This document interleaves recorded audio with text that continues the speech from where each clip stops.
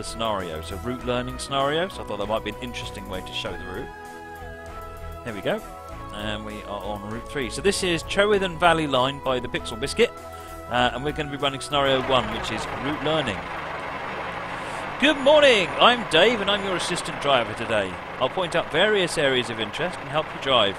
First, open the doors here and let the few passengers on board, switch on the headlights and get ready to depart.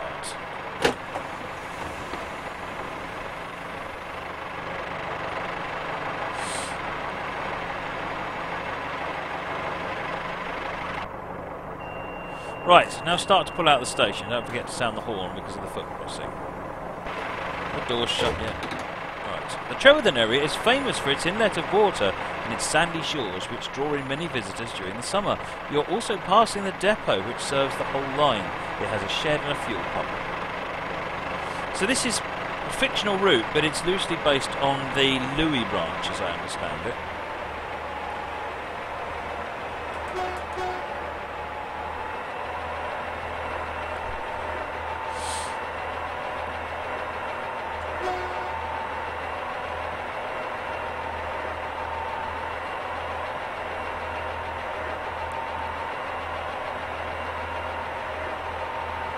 The whole line is filled with railway history. For example, back at Trewithen, where the camping coaches are, there used to be a tram to the beach.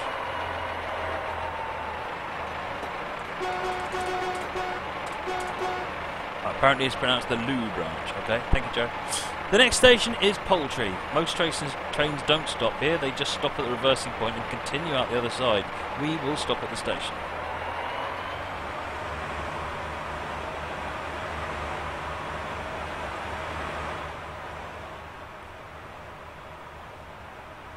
I'm leaving the camera out a bit so you can take in the scenery. It's not a particularly long route. The whole route's only 15 miles. It's sort of like it goes across and then up again. So it's like a. I'll show you the map view once we get to Poultry.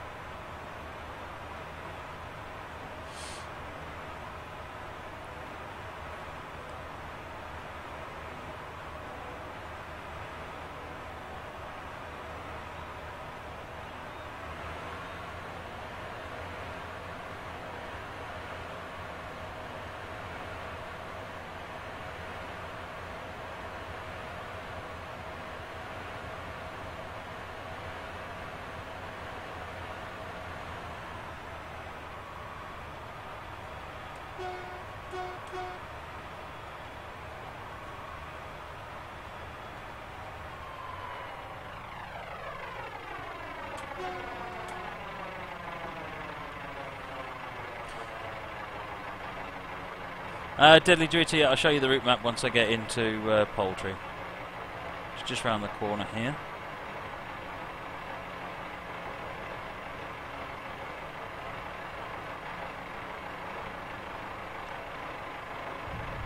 You can imagine the discussion that went by when someone decided we put a football ground there, there's just about room for it. It'll be a different kind of game than football, but there's a room for it.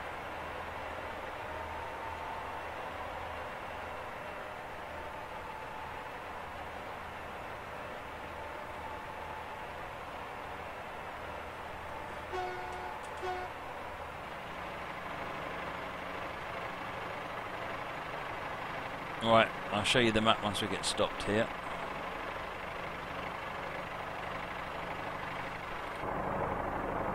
Well, this is a fictional route, so the real map won't be working.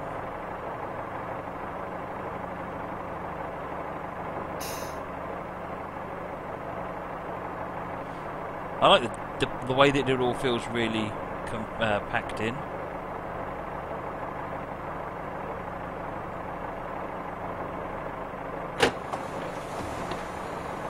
Right, map view, here it is. So we started off over here at Trewithen. That's the depot with the spare pacer in it. Brilliant, now switch cabs and slowly pull out the platform. Remember to stop at the token point and switch the point so you're facing Cranbrook. So yeah, this is the line to Trewithen, where we go to Poultry. This is the reversing point, the token point. And then this is the round, we've got Kon Parish Halt, and then we get to Cranbrook over here. Right, let's change ends.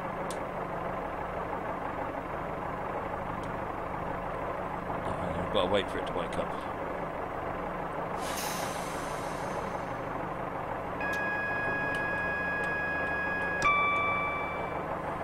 Why are you lagging? Oh, it's crashed. Hang on, folks.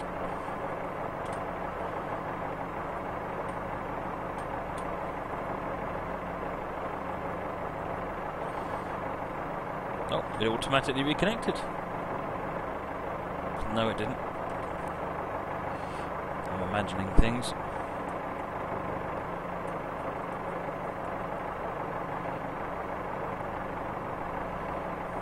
Doom, come on.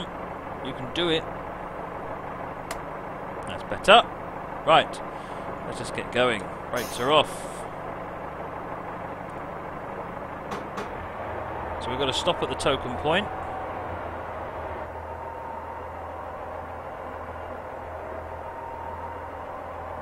It's the other machine. The rail driver software on there died. I don't know why.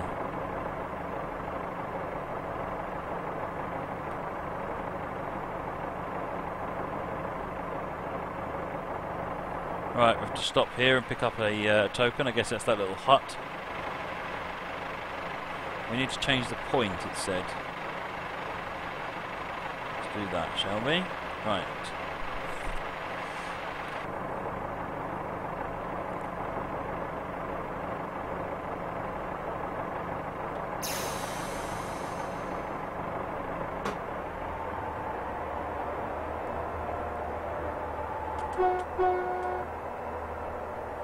Right, let's get a screenshot. We must have screenshots.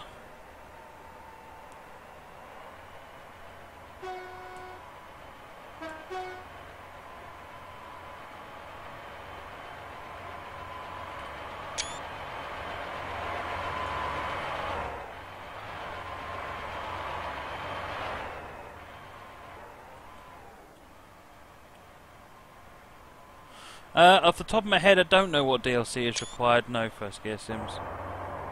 You're heading through the cutting towards Kon Parish Halt. A passenger has requested that you stop here.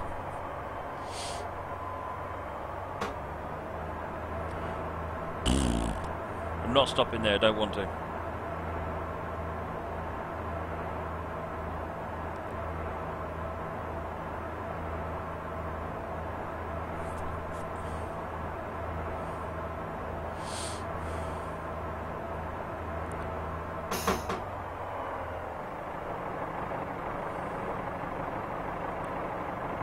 Coming around to Kon Parish Halt.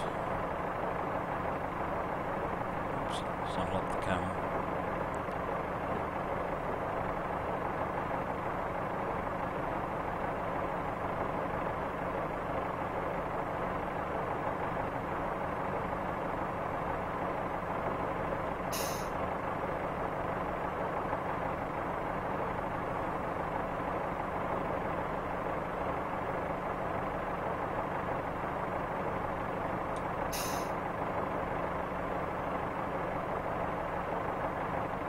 Right, just round the corner here, looks like it's Kon Parish Halt.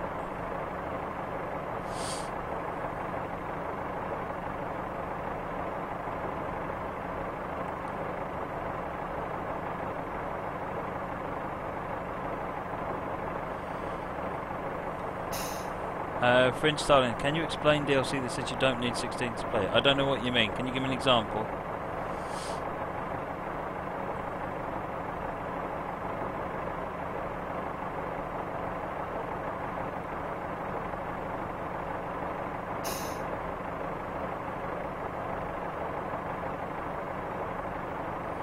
Right, stopping at the Kon Halt.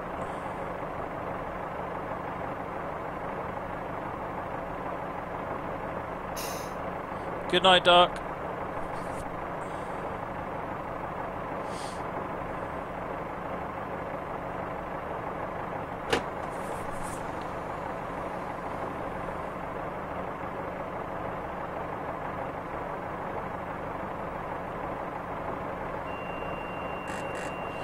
Right, here there is a church which is the oldest in the area. You're about to pass through a stretch of line that has a lot of foot crossings. Remember to blow your horn on the approach.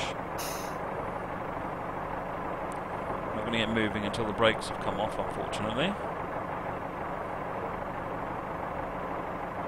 So yeah, as Fringe says, there are routes. Oh, okay. Slow down for the 20-mile-per-hour restriction at the road crossing ahead.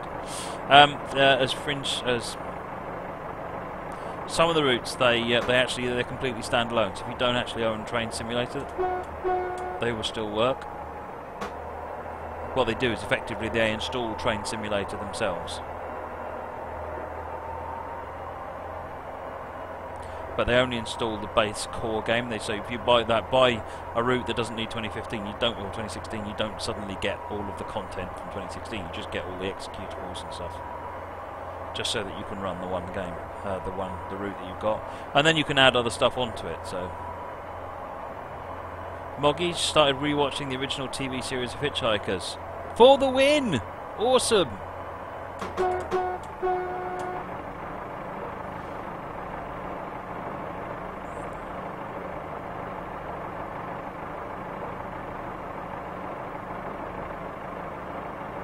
Joe, how is it a complete rip-off? It means that you can buy a route without having to also buy TS 2016. So you're able to run something like South London Network for £24.99 without having to pay 50 quid as you would normally to buy both of them. It seems like that's a good deal.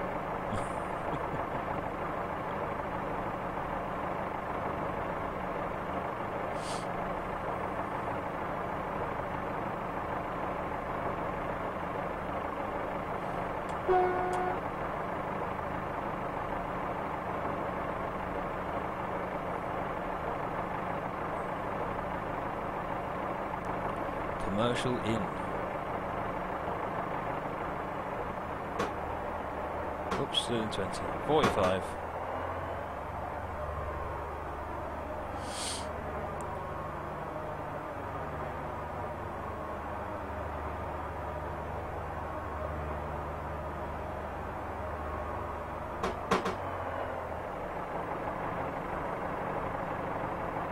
How about Fringe Styling? If we don't get enough, if we don't get enough donations, then I'll threaten to put you on the stream singing. How's that sound?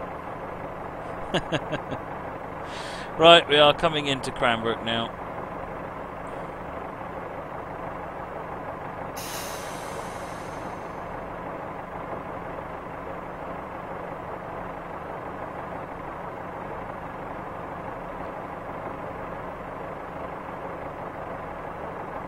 Cheers, Versky Sims.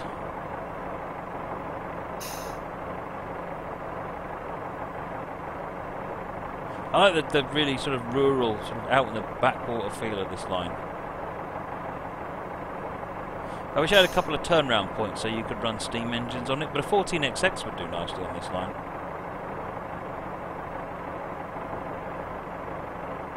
Right.